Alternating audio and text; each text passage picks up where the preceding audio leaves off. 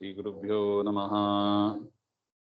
नरसिंहोऽखिलाज्ञानमतध्वान्तदिवाकरः जयत्यमितज्ञानसुखशक्तिभयोनिधिः व्यासाय भवनाशाय श्रीशाय गुणराशये हृद्याय शुद्धविद्याय मध्वाय च नमो नमः। रामाय रामभद्राय रामचन्द्राय वेधसे रघुनाथाय नाथाय सीतायाः पते नमः। तपस्वाध्याय निरतं तपस्वी वाग्विदांबरं नारदं ಪರಿಪಪ್ರಚ್ಚ ವಾಲ್ಮೀಕಿರ್ಮುನಿಪುಂಗವಂ. ಬಾಲಕಾಂಡದಲ್ಲಿ ನಾರದರು ವಾಲ್ಮೀಕಿ ಋಷಿಗಳಿಗೆ ರಾಮಾಯಣದ ಒಂದು ಸಾರವನ್ನ ಹೇಳ್ತಾ ಇದ್ದಾರೆ, ನೋಡ್ತಾ ಇದ್ದೀವಿ. ಅಗಸ್ತ್ಯ ವಚನಾಚೈವ ಜಗ್ರಾಹೇಂದ್ರಂ ಶರಾಸನಂ ಖಡ್ಗಂ ಚ ಪರಮಪ್ರೀತ ಸ್ತೂಷ್ಣೀ ಚ ಅಕ್ಷಯ ಸಾಯಕೌ.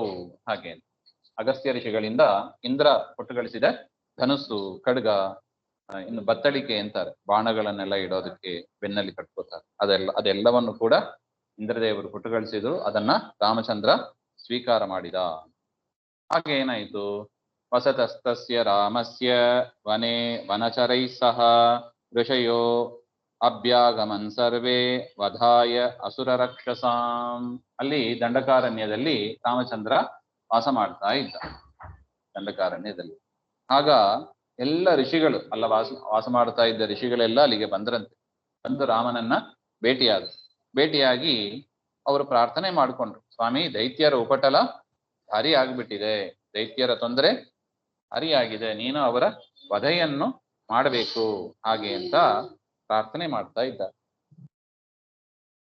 ತತೇಷಾಂ ಪ್ರತಿಶುಶ್ರಾವ ರಾಕ್ಷಸಾನಾಂ ತಥಾವನೆ ಪ್ರತಿಜ್ಞಾತಶ್ಚ ರಾಮೇಣ ವಧಸ್ ಸಂಯತಿ ರಕ್ಷಸಾಂ ಋಷೀನಾಂ ಅಗ್ನಿಕಲ್ಪಾನಾಂ ದಂಡಕಾರಣ್ಯ ವಾಸಿನಾಂ.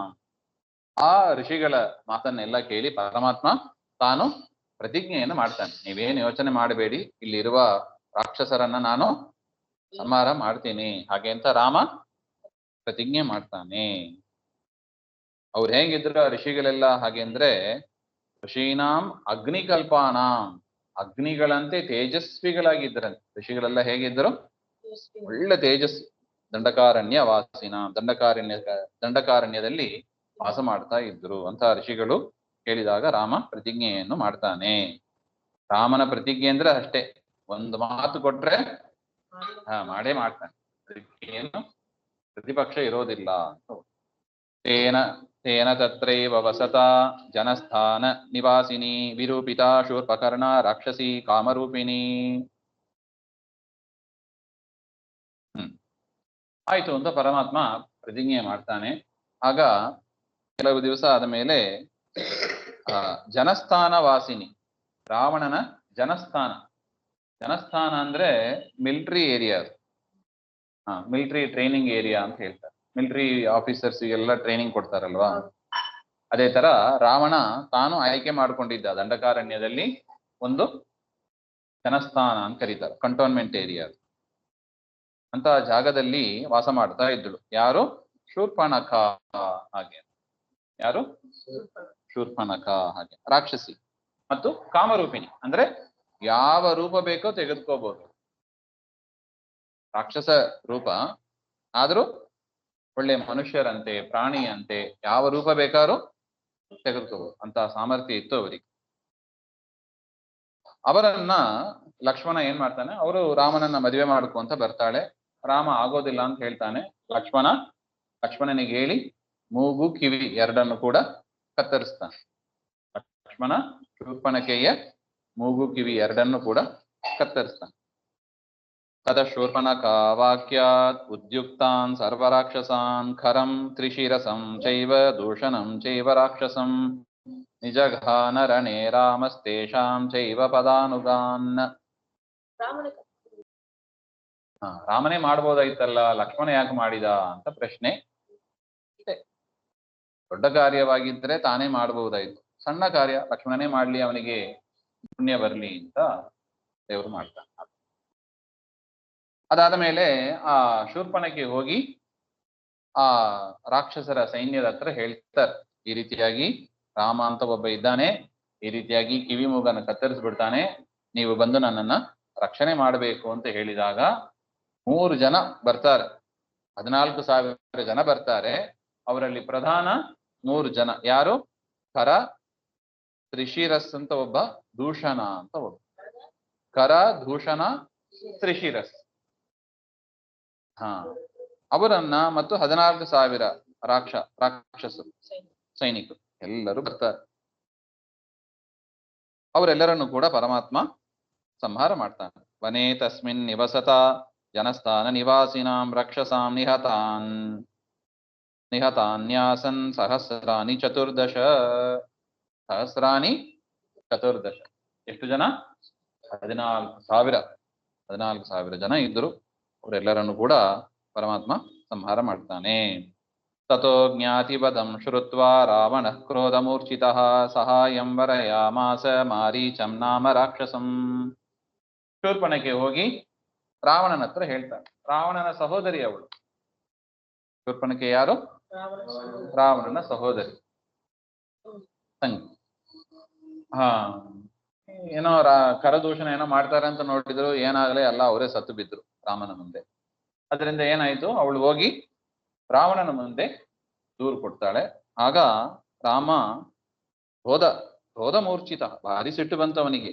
ಜ್ಞಾತಿ ವಧಂ ಶ್ರುತ್ವ, ತಮ್ಮ ರಾಕ್ಷಸರ ಕುಲದ ಸಂಹಾರವನ್ನು ಕೇಳಿ, ಕರ, ದೂಷಣ, ತ್ರಿಶಿರಸ್ಸು 14,000 ಜನಸ್ಥಾನದಲ್ಲಿ ಇದ್ದವರೆಲ್ಲ ಸಂಹಾರ ಆದ್ರು ಎನ್ನುವ ಸುದ್ದಿಯನ್ನ ಕೇಳಿ ರಾವಣನಿಗೆ ಏನಾಯ್ತು? ಭಾರಿ ಸಿಟ್ಟು ಬಂತು. ಆಗ ಏನ್ ಮಾಡ್ಬೇಕು? ರಾಮನನ್ನ ಏನಾದ್ರೂ ಮಾಡಿ ಸೋಲಿಸಬೇಕು ಹಾಗೆ ಅಂತ ತಾನು ಸೇಡಿ ತೀರಿಸ್ಕೋಬೇಕು.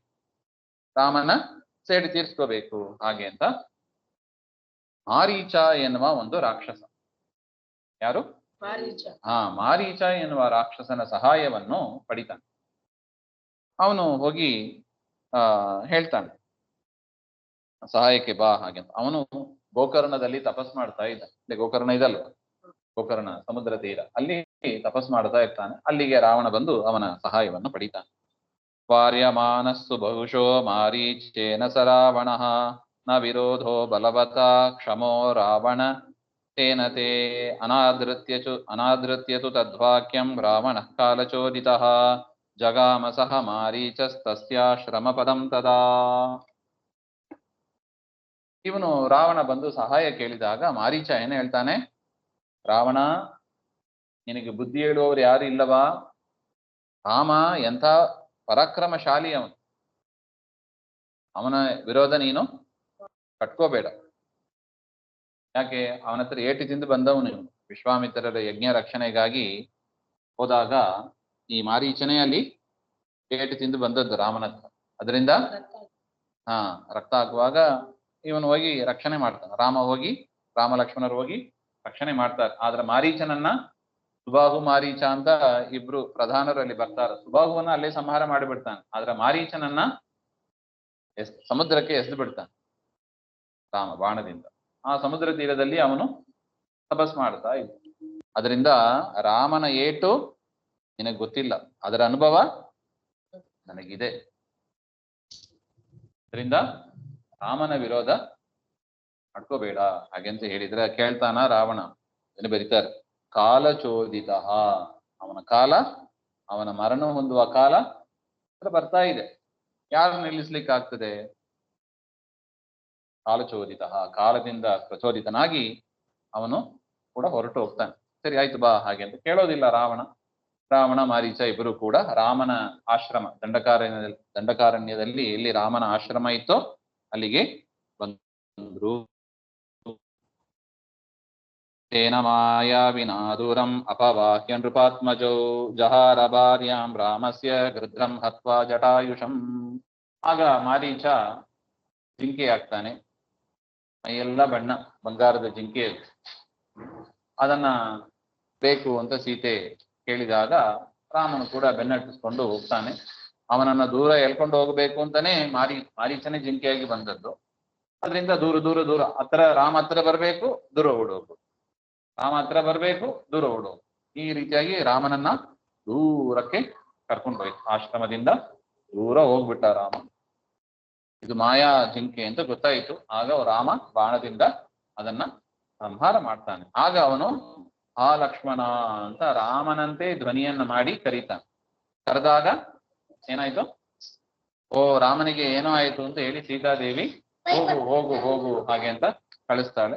ಅದರಿಂದ ಲಕ್ಷ್ಮಣ ತಾನು ಕೂಡ ಹುಡ್ಕೊಂಡು ಬರ್ತಾನೆ. ಆಗ ಸೀತಾದೇವಿ ಆಶ್ರಮದಲ್ಲಿ ಇದ್ದಾಗ ರಾವಣ ಬಂದು ಅಪಹಾರ ಮಾಡ್ತಾನೆ. ಅದೇ ಮಾರೀಚ ತಾನು ಸಾಯುವಾಗ ರಾಮ ಹಾ ಲಕ್ಷ್ಮಣ ಅಂತ ಕೂಗ್ತಾನೆ. ಯಾಕೆ? ನನಗೇನೋ ಕಷ್ಟ ಆಗಿದೆ, ಸಹಾಯ ಮಾಡು ಎನ್ನುವಂತೆ. ಓ ರಾಮನಿಗೆ ಏನೋ ಆಯ್ತು, ನಾಟಕ ಅದು. ಸೀತಾದೇವಿಗೂ ಗೊತ್ತು ಏನಾಗಿಲ್ಲ ಅಂತ. ಆದರೂ ಕೂಡ ರಾವಣ ಸಂಹಾರ ಆಗಬೇಕಲ್ಲ. ಅದರಿಂದ ಲಕ್ಷ್ಮಣ ಅಲ್ಲಿ ಇದ್ರೆ ರಾವಣ ಬಂದು ಅಪಹಾರ ಮಾಡ್ಲಿಕ್ಕೆ ಆಗೋದಿಲ್ಲ. ಅದರಿಂದ ಲಕ್ಷ್ಮಣ ನೀನು ಹೋಗು ಹಾಗೆ ಅಂತ ಸೀತಾದೇವಿ ಕಳಿಸ್ತಾರೆ. ಆಗ ಸೀತಾದೇವಿ ಒಬ್ಬರೇ ಇರುವಾಗ ಸೀತೆಯು ತನ್ನಂತೆ ಒಂದು ಗೊಂಬೆಯನ್ನು ನಿರ್ಮಾಣ ಮಾಡಿ ರಾವಣ ಅಪಹಾರ ಮಾಡುವಂತೆ ಮಾಡ್ತಾನೆ. ನಿಜವಾದ ಸೀತೆ ಕೈಲಾಸದಲ್ಲಿ ಒಂದು ರೂಪದಿಂದ ಇದ್ರು ಹಾಗೆ ಅಂತ ವಿಚಾರ. ರಾವಣ ಅಪಹಾರ ಮಾಡಿದ್ದು ಯಾರನ್ನ? ಸೀತೆಯಂತೆ ಒಂದು ಗೊಂಬೆ. ಅದರೊಳಗೆ ಯಾರಿದ್ದದ್ದು? ಇಂದ್ರದೇವರು ಇದ್ರು. ಇಂದ್ರದೇವರೇ ಸೀತೆ ಗೊಂಬೆಯಲ್ಲಿ ಇದ್ದು ಆ ಪೆದ್ದಿ ರಾವಣನಿಗೆ ಅದು ಗೊತ್ತಿಲ್ಲ. ಓ ನಿಜವಾದ ಸೀತೆ ಅಂತ ತಿಳ್ಕೊಂಡು ಅದನ್ನ ಅಪಹಾರ ಮಾಡ್ಕೊಂಡು ಇದೆಲ್ಲ ನಾಟಕನೇ. ಯಾಕೆ? ರಾಮದೇವರು ಅವತಾರ ಮಾಡಿದ್ದೇ ಯಾತಕ್ಕೆ? ರಾವಣನ ಸಂಹಾರಕ್ಕಾಗಿ. ಅದರಿಂದ ರಾವಣ ಅಪಹಾರ ಮಾಡ್ಕೊಂಡು ಹೋದಾಗ ಒಂದು ಜಟಾಯು, ಗೃದ್ರ ಅಂತ ಕರೀತಾರೆ. ಗೃದ್ರ ಜಾತಿಯ ಒಂದು ಪಕ್ಷಿ, ಅಂದರೆ ಈಗಲ್ ಅಂತ ಕರೀತಾರೆ. ಗೃದ್ರ ಜಾತಿಯ ಒಂದು ಪಕ್ಷಿ. ಅದು ಬೃಹದಾಕಾರವಾಗಿ ಇರ್ತದೆ, ಸಾಮಾನ್ಯ ಅಲ್ಲ, ದೊಡ್ಡದು. ಆ ಪಕ್ಷಿ ಬಂತು. ಅದನ್ನು ಕೂಡ ರಾವಣ ಏನ್ ಮಾಡ್ತಾನೆ, ಅದ್ರ ರೆಕ್ಕೆಗಳನ್ನು ಕತ್ತರಿಸಿ ಕೆಳಗೆ ಬೀಳಿಸಿಬಿಡ್ತಾನೆ. ಅದು ಹೇಳಿತ್ತು ಇದೇನ ಅಪಹಾರ ಮಾಡಬೇಡ ಅಂತ ಹೇಳಿ. ಕೇಳ್ತಾನ ಕಾಲ ಪ್ರಚೋದಿತ ಅಂತ ವಾಲ್ಮೀಕಿಗಳು ಸುಂದರವಾಗಿ ಆ ಪದವನ್ನು ಹಾಕಿದ್ದಾರೆ. ಕಾಲ ಪ್ರಚೋದಿತ, ಯಾರ ಮಾತು ಕೇಳೋದಿಲ್ಲ. ಮಾರೀಚನ ಮಾತು ಕೇಳಿಲ್ಲ, ಜಟಾಯುವಿನ ಮಾತನ್ನು ಕೂಡ ಕೇಳಲಿಲ್ಲ. ಅದನ್ನ ಸಂಹಾರ ಮಾಡಿ, ಅಂದ್ರೆ ರೆಕ್ಕೆಗಳನ್ನು ಕತ್ತರಿಸಿ ಅದು ಕೆಳಗೆ ಬೀಳುವಂತೆ ಮಾಡಿ ತಾನು ಸೀತೆಯನ್ನ ಅಪಹಾರ ಮಾಡಿಕೊಂಡು ಹೋಗ್ತಾನೆ ಅಂತ ಇಷ್ಟು ವಿಚಾರ. ಮುಂದಿನದ್ದು ಮತ್ತೆ ಸೇರಿದಾಗ ನೋಡೋಣ. ಶ್ರೀಮಧ್ವಾಂತರ್ಗತ ಶ್ರೀಕೃಷ್ಣ ನಮಸ್ತೆ. ಶ್ರೀ ಹರೇ ನಮಃ.